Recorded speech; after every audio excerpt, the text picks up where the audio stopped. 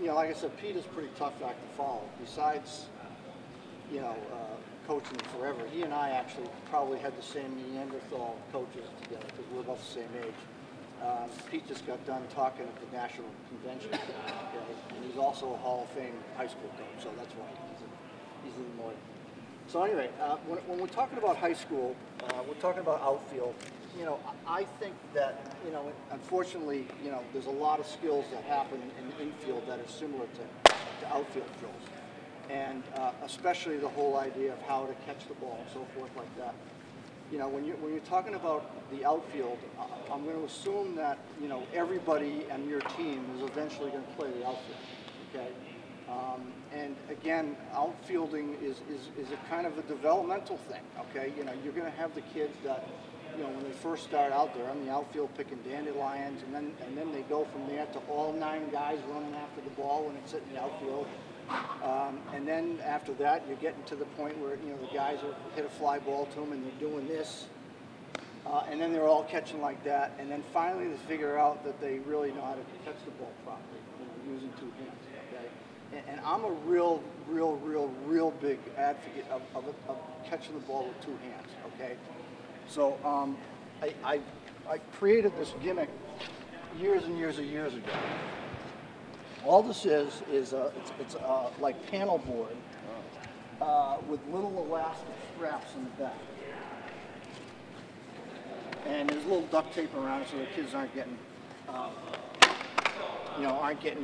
splinters all over the place. And I really like these for younger kids and for older kids because in order for you to catch the ball, I mean, you obviously want to use tennis balls. In order for you to catch the ball on the paddle, you have to use your offhand to cover it, okay? You can't just go, hey, look at that, Dad, because you got to actually catch it and cover it with your other hand, okay? And I love these paddles because it really forces the kid to use that offhand, okay? And you can use these with any age kid, okay? I mean, I've used these with college kids before, okay? Because we have so many kids that want to do the Ricky Henderson thing and do this, But I really love doing this, and I love using tennis balls, okay? Because I always do drills with kids working on tennis balls first, and then I go back and use regular baseball, okay? Now, like Pete was saying, you're going to have kids, that are playing the outfield. Again, until you get into like maybe later on Babe Ruth or junior high or high school, you're not really thinking about separating who's an outfielder and who isn't. So, I'm going to assume that everybody on your team is going to play outfield at some point or another, okay? So, you need to teach them certain skills in order to, 1, be the effective last line of defense, or 2, so they don't kill themselves out there, okay? And typically, in the younger levels, we usually put like our weakest players in right field, right? Well, when you get up, as you get older, you're going to find that probably one of your best outfielders has to be your right fielder because they got to have the best throwing, okay? While we're talking about that, if you start coaching older kids, the rule of thumb is that your fastest kid is in center field and your best throwing arm is in right field, and probably your average good hitter is playing left field, okay? So that's just the rule of thumb. So, at any rate, it's really important to teach guys to catch the ball properly, okay? And the other thing that I love about paddles is, somebody want to help me with this? Anybody? No? Okay. The other thing about using the paddle is that you can use the paddle to teach the idea that if the ball is either hit or thrown to you and it's below your waist, you catch it with your fingers pointing down. And if it's above your waist, catch it with your fingers pointing up. And again, with a glove, it's easy to do that because you can do it with one hand. Well, this you can't. So, again, catch it with your fingers up. It's below your waist. Sorry about that, my bad. You catch it below your waist. Catch it with your fingers pointing down, okay? And, if you're talking about really young kids or kids that aren't really good at catching, these are really good. My son, when he was playing baseball, and probably the worst thing that ever happened to me was he decided he didn't like it when he was 11. But he could not catch the ball to save his life. I could couldn't understand it. He just could not catch it, but he could hit the crap out of it. His left hand had a really nice swing, but he could not catch the ball. We started using paddles, and eventually he understood it. So, he understood the concept. The other thing about playing the outfield, and this is incredibly important, is getting the kids to understand their footwork. Okay? And you can do this footwork drills with kids as young as possible. Okay? So, what I want to get to is I want to teach about proper setup and then footwork stuff. Okay? Like in the outfield, like in the infield, you do want to have the people moving a little bit in the outfield. Okay, I'm not really as much concerned about where their hands are. Most of the outfielders you see will either have their hands on their knees or like this, but you do want to have some movement going forward. Okay, and then as the pitcher's ready, the guy's got to be ready to move. Okay, you don't really want to have your outfielder just standing up all the time, because if the ball's hit to them, their reaction time is not going to be very good. Okay. So here's a drill that I want you to start thinking about using with even your youngest kids, okay? This is it's going to teach the kids how to do what they call a crossover step, okay? And this is the footwork that you need to use if you're going to run after the baseball, okay? So the first thing you want to do is just kind of get the kids in a ready position. And again, you want to try to use tennis balls first, okay? Okay, so what you're going to do is you're going to teach them to use this drop step, cross over, and then get behind the ball and then catch it. Okay. So can I ask you to? So when I get to this position where I'm behind it. Okay. So I'm gonna do this drill. I'm gonna drop step, cross over, get behind it, and then you flip the ball. Okay. So and you can do that to either side, where you just kind of work on that drop step, cross over, get behind it, and flip the ball. Okay. That's a really important drill, okay? Now, as the kids get better with that drill, then what you do is you do the cross, the drop step, you get to your crossover, let them run a little bit, and then you throw the ball to them, okay? And then you can do the same thing on the other side, okay? You do the drop step, crossover, and then throw the ball. Now, if the kid, you do this with tennis balls to start, and then you can use your baseball glove afterwards, in regular baseball. Again, Pete mentioned there's all the different kinds of baseballs you can use. You can use tennis balls, regular balls, those reduced flight balls. There's all different kinds of baseballs you can use. Okay. Thank you very much. So getting to that footwork done. So start out with them just taking a couple of steps, flipping the ball, a couple of steps, flipping the ball. And as your kids are older or they get better at it, then have them run a little bit. Okay, I mean, outfield is a lot more than just hitting fungo balls. Okay, and there's some guys that can't hit fungo. So if you're using tennis balls, you can use a tennis ball to hit fly balls. Okay? Pretty much anybody can do that. Okay. The other skill that I think is really important for these kids to understand as an outfielder is that when they're making a catch, they need to be coming forward when they make the catch. Okay. So I have a couple of cones out there. And by the way, as a coach, you need to have cones. Okay, you got to have those little orange saucery things, and you got to have tons of buckets.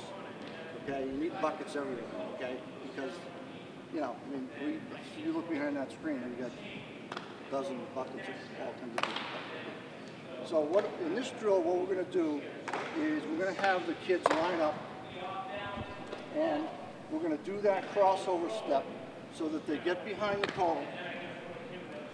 They're going to flip the ball, and then they're going to catch the ball coming forward, okay? Now, it's very important that when the kids are catching fly balls, that we don't want them to catch the ball going backwards like that, okay? As you get older, you should be teaching your base runners that if you see an outfielder catching the ball going backwards, that's almost an automatic extra base that the base runner can take, okay? And we also want to get the kids to catch the ball either on their face, right on their face, or a little bit off to the side here. Okay, we don't want to do it too much, usually to the throwing side. We don't want to be on the glove side. Okay. Another drill that kids really like to do, and this is a lot of fun, is what we call the football pass drill. Okay, and again, you can start out with doing tennis balls. How would you like to help me with this? Okay. So you're going to be my football guy. Okay. Me and Gronk and Tom Brady. Okay. You're just going to make a beeline to, say, the white line. I'm going to yell cut. You're going to cut across the field. I'm going to lead you with catch it with both hands, right? Okay, go ahead, go. Cut. And he's going to keep running, and he's got to catch the ball with both hands. Now, after you do that a couple times, and again, you're doing this with your whole team, then you do the same drill with regular balls, okay? You do the same thing. He's going to go out there, use my glove. Okay, well, you can use that to ball the finger. Yep. Okay, so I'm going to do the same thing. I'm going to go, go. You're going to cut. I'm going to lead him with a throw. He's going to catch it with two hands. And again, you can have the whole team doing this, okay? It's not like, you know, again, because you've got everybody playing the outfield, you can do the whole team, okay? And especially if you don't like have a lot of coaches around. You know what I mean? If you're in a situation where you only got you and another guy, you know, I mean, if you're lucky, if you have 6 guys show up to help you, then you're in good shape. But if you only it's you and one other person, you gotta find things to, you know, keep the kids moving and stuff like that, and make it fun for them. Okay. The other thing is as the kids get older, you got to teach them how to do things like crow hops. You got to teach them how to do communications. If the ball's hitting between them, who has priority over another guy? You want me to get into that, or you know? Crow hops. I mean, okay. Crow hops, another important footwork. You know, obviously, if you're coaching 7 or 8-year-olds, all you're worried about is keeping them from getting black eyes and stuff. All right. As you get older, you know, little league, higher up in little league, Babe Ruth, you got to teach them how to crow hop. I'm right-handed, so basically, you know, it's a little bit of a footwork thing. I usually jump off my left foot, hop off my left foot, pivot on my right foot, and step with my left. So it's left, right, left. Okay. Hop, pivot, step. That's all it is, okay? And kids have a hard time with it. Some kids can't, you know, they just can't get the thing right, you know? All right? Then, you know, then again, as you get older, you're going to be hitting, you know, ground balls to them in the outfield. You're going to teach them how to do what they call a do or die play when you get a ground ball coming in. You're catching here, do your crow hop and your throw. Do you guys have practices inside? Do you ever have use of a gym or something like that? Not usually, no. Okay, well, I'm going to say, we're working on it. well, if you ever have if you ever work out in the gym, or you're working, if you're doing a camp in the gym, I actually came up with this. Probably somebody else invented it, but, you know, he was talking about throwing into targets. Is that, let's say if you have a gym wall with a cement wall, put a little target on the wall, and you have the kid throw the ball and hit the target, and the ball, because they're hitting brick wall, will roll right back to the next kid, and then he can do this do or die drill, pick up the ball, throw it again, hits the target, rolls back to the next kid. So, you know, it's like, if it's done right, it's like a self-perpetuating drill, and you don't need to beat it. You know? So it's pretty good. Communication, center fielder always has the call over the other fielders. The outfielders always have the call over the infielders, because it's a much easier catch coming in for an outfielder than it is going back. A couple of other drills we wanted to talk about. Let's see.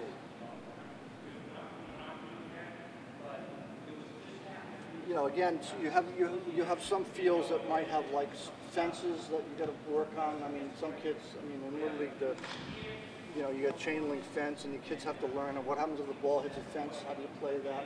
Generally, it's you know, if the ball is hit off the fence, you need to kind of push the ball down to pick it up. How many times you've seen kids go and pick up the ball 3 times and it slides out of their hands? That happens even at the older levels. Oh, this is a good one. You know, we talk about, you know, outfield just being able to catch and throw. The kids really like this drill. Is that if you have like a couple of hula hoops that you put on like you just hang on the backstop, have kids just work on throwing the hula hoops as if they were like cut off men, and you know, take a bungee cord, stick it on a hula hoop, stick it on the backstop, and then you work on taking throws and hitting the hula hoop. The kids really like that stuff. What else can I tell you? What about the, I've gone through 2 schools of catching a pop fly.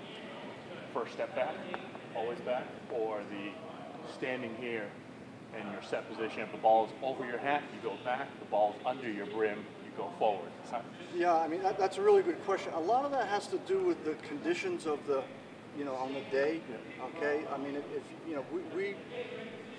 we'll play outside and it's, windy, 40 degrees out or something like that. And depending on, how the wind is, we'll tell our outfield, your first step's got to be back today.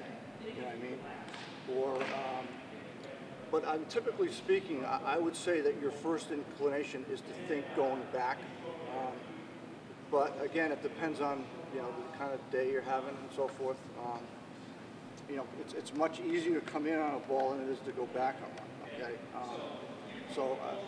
That's a good question. I think going back is probably the first thing you should think about, okay? Anything else, guys? I did not put my email thing on my sheet, unfortunately, but you can reach me here in school. And you guys are involved.